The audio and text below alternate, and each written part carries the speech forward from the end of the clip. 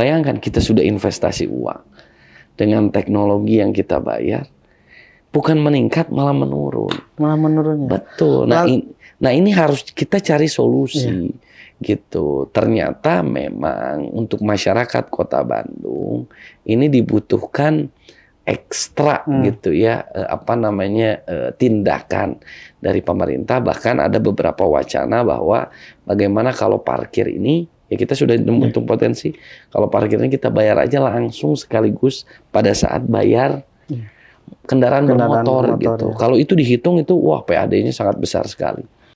Nah, kalau kita lihat Kota Bandung, sekarang ini 50% lebih loh. Kalau kita lihat di statistik itu generasi milenial, zilenial, usia 17 sampai 39 tahun. Nah, kita melihat bahwa saat ini banyak sekali pemuda yang tadi disebut generasi sandwich, di mana mereka itu menggantungkan, yang orang tua menggantungkan hidupnya pada anak-anaknya, bahkan anaknya bisa menjadi tulang punggung keluarga. Nah, di situ saya melihat bahwa dibutuhkan memang pemuda-pemuda yang bisa produktif.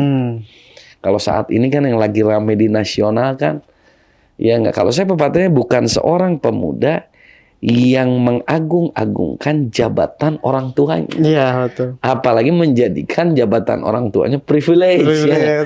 Menjadi jalur khusus. Tetapi pemuda itu adalah aku, Anda, dan kita semua yang bagaimana caranya mengangkat harkat martabat keluarga dan bisa menjadi tulang punggung keluarga. Kalau sosok Anies Baswedan, yang tadi saya katakan, banyak sekali quotes-quotes yang saya ikuti. Masih banyak ini. Beliau menyampaikan kejujuran itu seperti mata uang yang berlaku di mana saja. Wah, luar biasa. Jadi kita harus tahu dulu siapa sih Anies Baswedan. Anies Baswedan itu dilahirkan dari orang tua. Yang satu profesor, yang satu doktor. Dan kita harus tahu juga, itu kakeknya Anies Baswedan itu pahlawan nasional.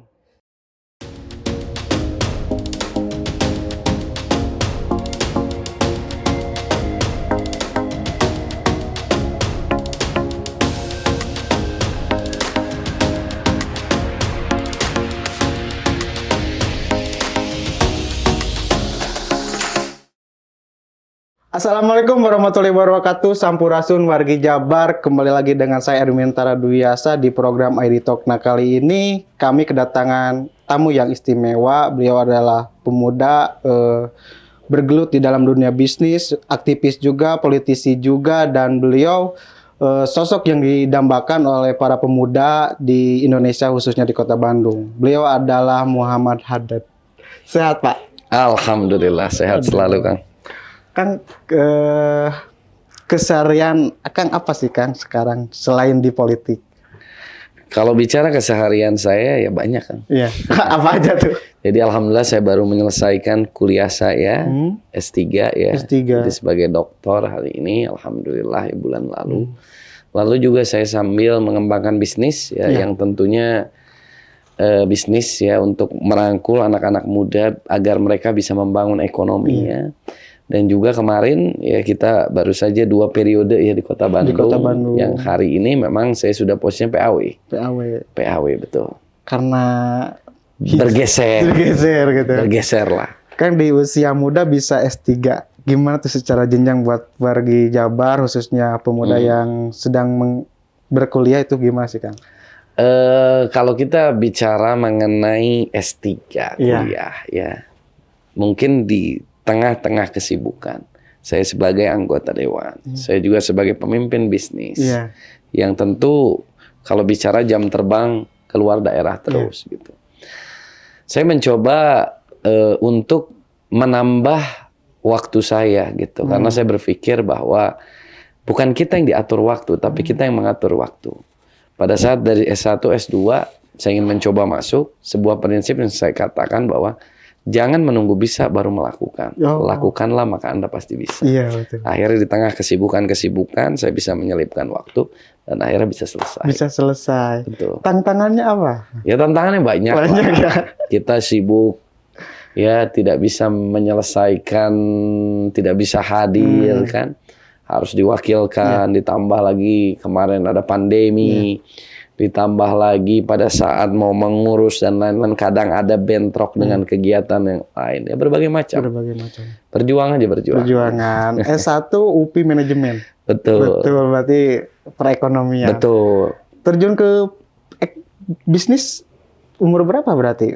Dari saya kuliah semester 3. Kenapa bisa terjun ke bisnis waktu kuliah? Ya, Apakah ada karena kondisi? begini, karena ya saya bukan berada dalam keluarga yang ekonomi bisa dikatakan baik. Iya. Maka saya di masa kuliah, apalagi waktu itu zaman distro baju, kita produksi baju segala macam, lalu di elektronik waktu itu lagi sibuk handphone ya. Tapi secara retail aja, sampai akhirnya saya temukan komunitas bisnis, saya bangun komunitas bisnis tersebut, komunitasnya besar, sampai akhirnya saya diminta untuk mencalonkan diri sebagai anggota dewan. Anggota dewan. Gitu. Di komunitas bisnis apa berarti Kang? Di Melia Sehat Sejahtera. Iya, berarti PT MSS. Betul, PT ya. MSS. Udah berapa tahun berarti Pak meniti karir di sana? Wah, berarti kan saya kurang lebih ya belasan tahun. Belasan tahun sehingga jadi sesepuh mungkin ya. Betul. Iya. Kan dari bisnis ke politik kenapa tuh? Kan tadi diusulkan didorong sama warga Kota Bandung gitu kan untuk maju di politik. Apa yang melandasi Kang Hadad untuk berani atau maju di politik? Nah, sebenarnya di awal saya a priori terhadap politik ya. Jadi ibaratnya ya sebagai pemuda ekonomi, saya berpikir wah di politik kayaknya kompleks gitu ya di politik. Akhirnya karena saya membangun ekonomi bisnis dan pimpinan saya adalah anggota DPR RI 3 periode, disitulah ada kesempatan di mana saya waktu itu yang paling junior diarahkan untuk maju gitu. Untuk maju. Betul. Jadi bukan saya mendaftarkan diri, tidak, tetapi diminta untuk maju. Karena memang salah satu pada saat itu kita memiliki komunitas yang cukup besar di Kota Bandung, ya Cimahi, lalu dan sekitarnya yang ada di Indonesia, dan alhamdulillah diminta untuk maju. Waktu itu usia masih 23 tahun. Dan alhamdulillah bisa terpilih. Waktu itu dilantik usia 24 tahun sebagai anggota Dewan termuda ya, hebat sekali. Mungkin bisa jadi inspirasi buat para milenial untuk betul maju mungkin ya ke politik. Atau kalau saya maju ke politik mungkin buntu gitu Pak. Jalan terakhir mungkin udah nggak ada lagi mungkin jadi ke politik gitu. Waduh, tidak ada yang buntu. Asal kita berani mencoba. Keluar dari zona nyaman. Belajar hal baru pasti bisa. Manjada wajada mungkin. Manjada wajada. Siapa yang bersungguh-sungguh pasti dapat. Iya. Di DPRD Kota Bandung 2 periode pernah menduduki di Komisi B, Komisi C dan Komisi D. Iya betul. Soal ekonomi dulu terlebih basis Kang Hadad tuh di ekonomi. Bagaimana kondisi ekonomi di Kota Bandung saat ini? Terlebih waktu kemarin sudah ditempa oleh pandemi COVID-19. Oke, pada saat pandemi, ya sektor pariwisata kita hancur. Ya, bisa dikatakan dari hotel, dari kunjungan pariwisata, dari ekonomi. Ya, bahkan sampai saat ini pun Bandara Hussein, tidak bisa pulih ya. Ya, walaupun dengan adanya kebijakan-kebijakan mengenai bandara-bandara lainnya gitu. Kalau kita melihat saat ini ya sudah mulai meningkat ya dibanding sebelumnya. Karena kita melihat bahwa kunjungan wisatawan Bandung sudah mulai macet lagi. Kafe-kafe sudah mulai penuh lagi. Hotel pun sudah trafficnya luar biasa. Okupansinya udah apalagi ditambah lagi sekarang dengan ada kereta cepat. Orang hanya 30 menit sampai ke Bandung. Saya rasa ini akan menimbulkan nilai ekonomi yang lebih baik di masa depan. Waktu akhir Desember 2022 lalu, Kota Bandung sebagai penyumbang inflasi pertama di Indonesia tuh gimana tuh? Kok bisa? Iya sebenarnya ya kalau kita bicara mengenai inflasi, karena pada saat itu ya situasi memang belum pulih lah ya. Jadi butuh penyesuaian. Kota Bandung dengan 2,4 juta. Di mana tentunya banyak yang hadir dari Jawa Barat lain yang mengadu nasib ke Kota Bandung. Yang membuat akhirnya mungkin pada saat itu memang laju ekonomi belum semaksimal sebelumnya. Membuat angka produktivitas itu lebih rendah ya nggak dari yang sebelumnya, membuat akhirnya Bandung itu, nah itu sebuah salah satu ibaratnya trade-off kita lah ya nggak, bahwa Bandung pernah salah satu penyumbang inflasi gitu ya, sampai akhirnya kan pada saat itu mau ada kenaikan dari tarif PDAM sampai dibatalkannya oleh pemerintah pusat. Tarif PDAM dan dampak parkir, Pak. Betul. Sementara banyak parkir liar ataupun mesin parkir yang tidak berjalan tuh gimana sih, Pak? Nah, saya berapa kali ini diundang masalah mesin parkir. Jadi kalau mesin parkir ini paling menarik. Paling menarik gimana? Iya nggak? Nah, kalau saya katakan mesin parkir ini kebijakan sebelumnya ya. Iya. Dari waktu zaman Ridwan Kamil. Betul. Ya, Anda bayangkan sebuah mesin parkir yang kurang lebih harganya itu 200 juta lebih. 200 juta. Yang kita lihat pada saat itu saya di Komisi B. Bukan meningkat. PAD dengan manual malah menurun. Bayangkan kita sudah investasi uang dengan teknologi yang kita bayar, bukan meningkat malah menurun. Malah menurunnya. Betul. Nah ini harus kita cari solusi. Gitu. Ternyata memang untuk masyarakat Kota Bandung ini dibutuhkan ekstra gitu ya, tindakan dari pemerintah. Bahkan ada beberapa wacana bahwa bagaimana kalau parkir ini ya kita sudah untung potensi, kalau parkirnya kita bayar aja langsung sekaligus pada saat bayar kendaraan bermotor gitu. Kalau itu dihitung itu wah PAD-nya sangat besar sekali. Lantas kan banyak parkir yang memakai baju disub atau baju ilegal, sementara pendapatan dari parkir, PAD dari parkir itu minim, Pak. Kemana larinya berarti menurut Bapak sendiri? Ya itulah kebocoran. Potensi. Ada kebocoran pendapatan daerah dari segi parkir juga ya, Pak? Betul. Jadi kalau kita melihat bahwa ya itulah PR kita bersama. Sebenarnya potensi Bandung itu besar. PAD mengenai reklame. PAD berbagai macam, dari sektor hotel, dari sektor kuliner, ya lalu tadi parkir itu yang utama. Tapi saya lebih menyoroti soal pendapatan dari hiburan malam, Pak, yang katanya itu sebagai penyumbang terbanyak juga katanya. Karena Kota Bandung tuh bisa disebut surga mungkin ya, Pak? Iya, saya tak hafal kalau liburan lagi. Gimana tuh Mas? Jadi hiburan apa? Iya, kalau hiburan kan sebenarnya angkanya itu sudah cukup besar, 30%. Iya. Cuman beberapa waktu itu saya di Komisi B sebelumnya pernah sidak, banyak juga yang tidak sesuai sebenarnya. Tidak sesuai gitu mengenai pembayarannya. Ya mudah-mudahan itu Satpol PP lah ya melakukan ekstensifikasi mengenai potensi-potensi pajak ya, khususnya dari hiburan tadi, hiburan malam, mudah-mudahan ya tentu bisa menyumbang juga pajak yang besar. Tapi saya berharapnya bukan dari situ kan, dari parkir tadi. Karena kalau parkir jelas. Sekarang berapa plat mobil, plat motor yang ada di Kota Bandung dikali 1 tahun, itu sangat besar lagi, ratusan miliar itu potensinya. Itu kalau itu bisa kita lakukan itu akan sangat luar biasa, itu kajian mengenai parkir. Untuk di pengawasan sendiri gimana Pak menurut Bapak sendiri, Pak?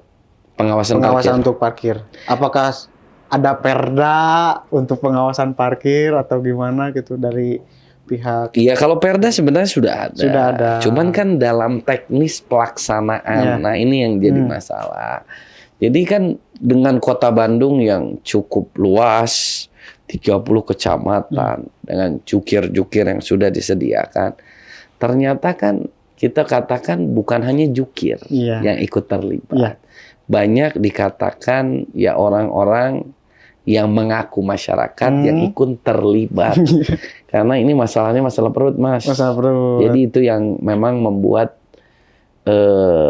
agak sulit gitu ya untuk Tapi yang tadi ada beberapa role model, salah satunya yang tadi dibayar 1 tahun, atau yang kedua adalah di parkir potensial ini akan diserahkan kepada pihak ketiga, dihitung aja kajiannya berapa, langsung disetorkan kepada pemerintah daerah.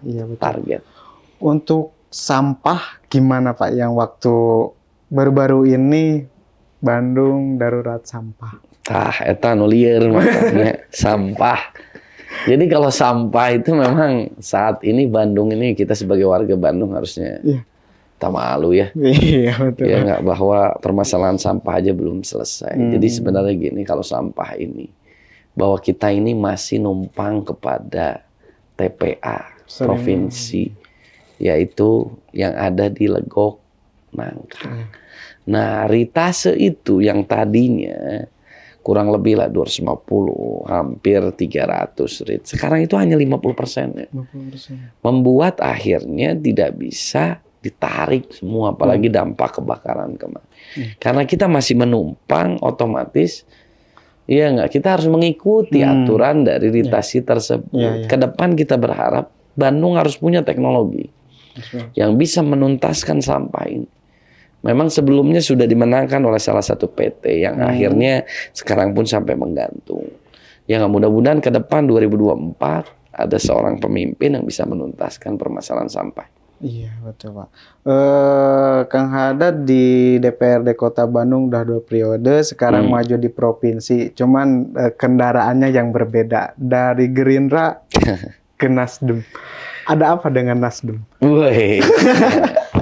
Pertama, Nasdem tidak ada mahar. Tidak ada mahar. Nah itu Pak, mitos atau fakta sih? Fakta. Fakta. Iya. Saya bersama dengan adik saya sekarang maju di Nasdem. Di Nasdem. Dan saya menyatakan bahwa Nasdem adalah partai tidak ada mahar. Tidak ada mahar.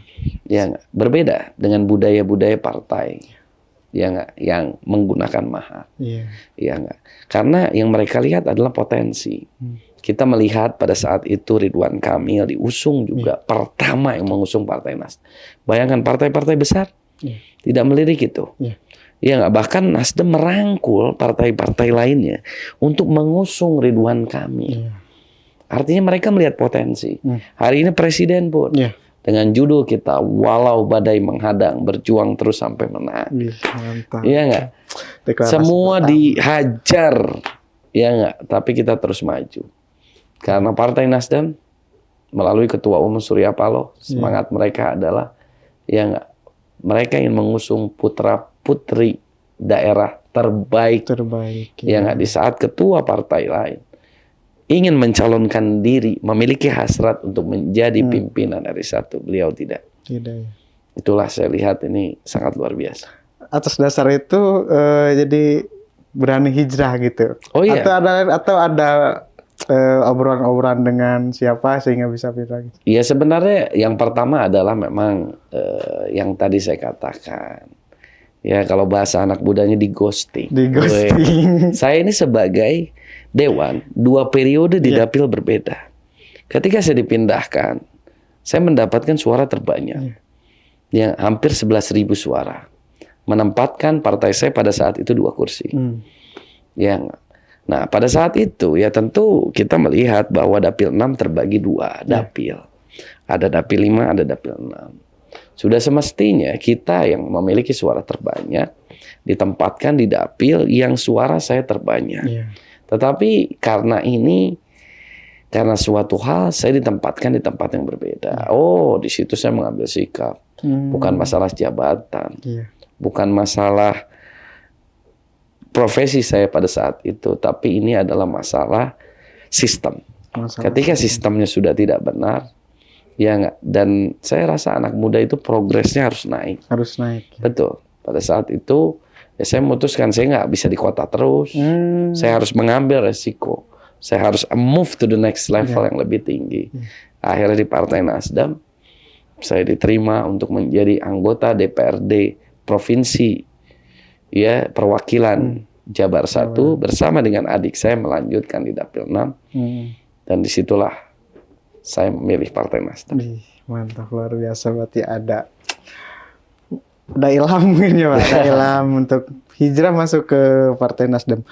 Dari ini juga kan memang betul sih Pak, untuk di Nasdem sendiri tuh lebih mementingkan pada potensi-potensi anak muda seperti Pak Anies Baswedan yang diusung oleh Nasdem pertama kali, meskipun rame-rame juga, tapi beliau tetap kokoh untuk mempertahankan sosok Anies Baswedan untuk maju sampai hari ini gitu Pak, bisa maju di kontestasi Pilpres. Dari ini Pak, soal kepemudaan Pak, bagaimana pemuda hari ini Terlebih Kang Haddad berangkat dari kepemudaan dan hatam soal kepemudaan dan pemuda hari ini tuh seperti apa menurut Kang Haddad sendiri? Nah, kalau kita lihat Kota Bandung, Iya. sekarang ini 50% lebih loh. Kalau kita lihat di statistik itu generasi milenial zilenial, usia 17 sampai 39 tahun. Nah, kita melihat bahwa saat ini banyak sekali pemuda yang tadi disebut generasi sandwich. Di mana mereka itu menggantungkan, yang orang tua menggantungkan hidupnya pada anak-anaknya. Bahkan anaknya bisa menjadi tulang punggung keluarga. Nah, di situ saya melihat bahwa dibutuhkan memang pemuda-pemuda yang bisa produktif. Kalau saat ini kan yang lagi rame di nasional kan, ya nggak. Kalau saya pepatahnya bukan seorang pemuda yang mengagung-agungkan jabatan orang tuanya. Iya, betul. Apalagi menjadikan jabatan orang tuanya privilege. Ya.